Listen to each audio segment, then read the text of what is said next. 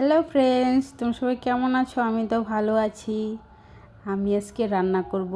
দেখো কত সুন্দর সুন্দর বাটা মাছ আর সিম দিয়ে বাটা মাছের রেসিপি বানাবো। এইদিকে দেখো টমেটো, পেঁয়াজ, আদা, রসুন, সিম, আলু সব কেটে রেখে দিয়েছি। এদিকে মাছ ধুয়ে মাছের সাথে নুন আর একটু হলুদ গুঁড়ো মাখিয়ে এখন মাছগুলো ভেজে নিচ্ছি।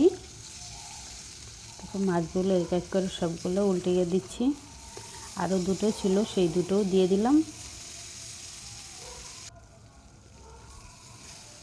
দেখো মাছ ভাজা তো হয়েই গেছে, এখন আমি নামিয়ে নিচ্ছি।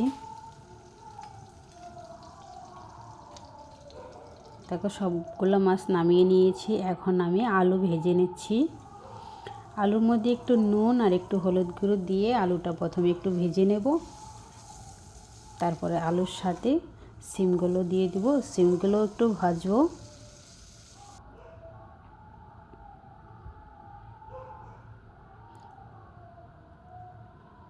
সিমগুলো তো ভাজা হচ্ছে। এদিকে টমেটো আর আদা, রসুন, পেঁয়াজ পেস্ট করে নেব।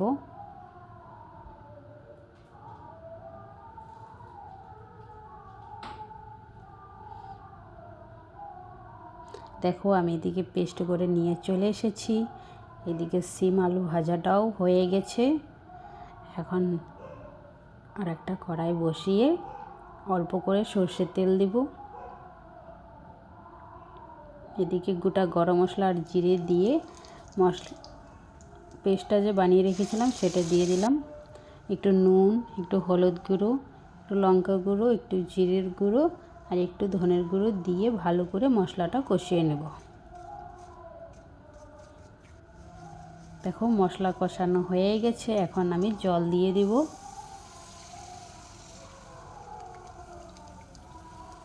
ঝোলটা একটু নাড়া দিয়ে নেব।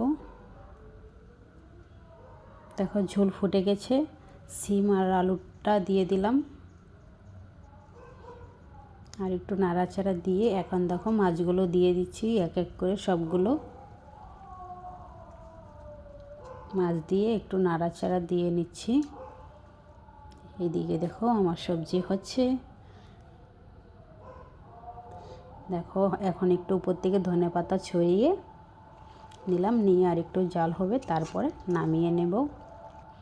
দেখো নামিয়ে নিচ্ছি। এখন আমি ঢেলে নিচ্ছি একটা বড় বাটিতে।